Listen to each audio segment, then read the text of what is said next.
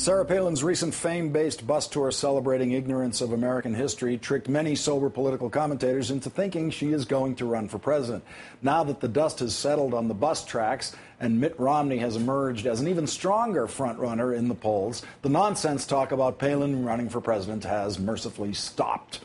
Viewers of this program have always known that Sarah Palin is the most recent losing vice presidential candidate who will never be president and who will never run for president. She will never run because she knows better than anyone how ill-equipped she is to handle a campaign or actually be president. She knows how abjectly ignorant she is. In the same way that I know nothing about astronomy, absolutely nothing. You can give me all night and I can't find the Big Dipper or the Little Dipper or anything other than the moon. Nothing. You know how you lie on your back in your sleeping bag and you stare up at the sky and someone starts pointing to a constellation? I never see it. I just see stars. That's all I see up there, stars. Every one of them indistinguishable. They're like snowflakes to me. That's what American history is like to Sarah Palin. Just a whole bunch of nothing she understands or knows anything about.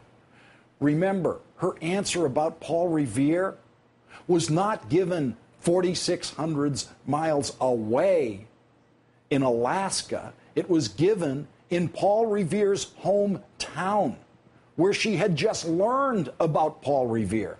She obviously has a zero comprehension rate about American history and a zero retention rate about something she's just been taught. That's the way I am with the Zodiac. I don't care how much you tell me about Scorpios. I'm never going to remember any of it, not a word, not for a minute. And yes, I'm a Scorpio, and yeah, I think someone once told me that I'm a triple Scorpio, but I have no idea what that means. It's just not my subject, and it's never going to be.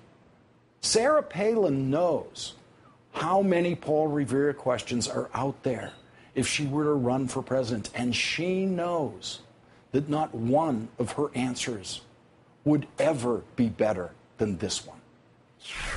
He who warned the British that they weren't going to be taking away our arms by ringing those bells and making sure as he's riding his horse through town to send those warning shots and bells that we were going to be secure and we were going to be free and we were going to be armed. During the Palin bus tour, I pointed out in this space that it was paid for by Sarah PAC, money Palin raised under federal laws controlling campaign finance. Sarah Palin's child referred to the bus tour at one point as a vacation. That child is old enough and experienced enough, in fact, to know the difference between a vacation and campaigning. If it was a vacation, and it certainly seemed to be, that makes the funding of the trip a violation of campaign finance law, which it seems no one other than me cares about. And now I'm prepared to live with that frustration and move on, especially since Democratic Congressman Earl Blumenauer is raising other legal questions about the bus tour. He sent a letter to the Park Service yesterday asking whether federal resources were inappropriately used to support Sarah Palin's trip. Joining me now is Congressman Earl Blumenauer, Democrat from Oregon. Congressman, tell us what's in your letter, what you're asking about.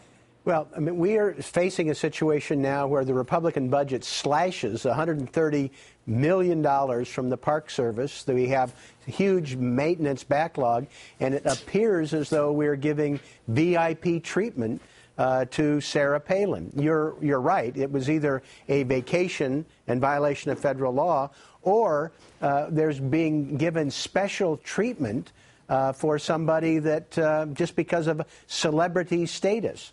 I'm trying to clarify exactly what the Park Service did because I don't think it appropriate at a time when Republicans are trying to slash Park Service budgets and we're cutting back on services for ordinary Americans that we're going to be diverting resources to have lavish treatment of somebody's entourage. And if it was some form of political trip, campaign kind of trip, it's not legal to use federal government property and federal government resources in that way on that kind of trip. She did apparently get special treatment in getting to the Statue of Liberty, There's the way the public gets there, which is the way I got there last time. You have to wait in line quite a while to get on the boat to get there.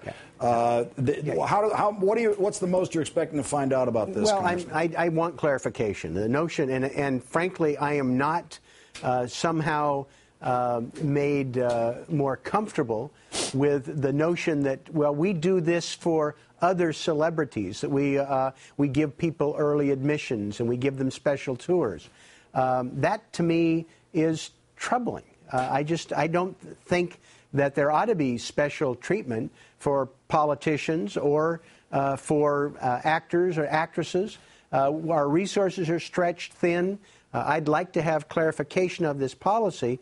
And if Sarah Palin is doing this for campaign purposes, she ought to be reimbursing the federal government.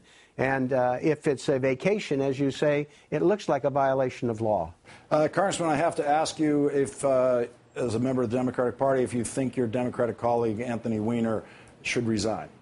I don't see how you serve effectively after this amazingly egregious behavior, lying to the public. I think your credibility is shot, and I think Anthony would be better served moving on to something else. But you didn't call for President Clinton to resign. He lied under oath. He lied to the public. Was his effectiveness harmed by his egregious behavior? Well, while I voted against impeachment, I didn't think it was an impeachable offense. I was quite clear that I felt that that President Clinton had compromised his credibility, and I thought America and he would be better served if he moved on.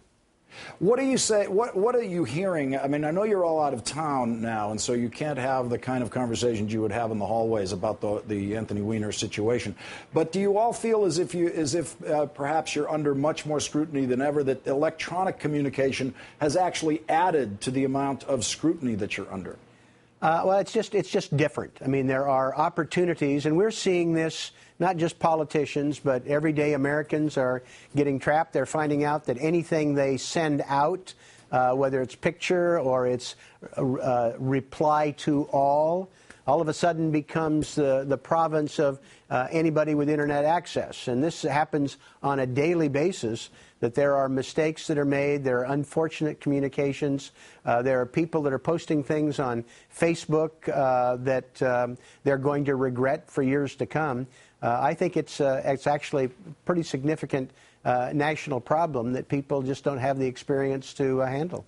Congressman Earl Blumenauer, Democrat of Oregon, thanks for joining us tonight. Good luck with your Park Service investigation. Let us know what you find. You bet.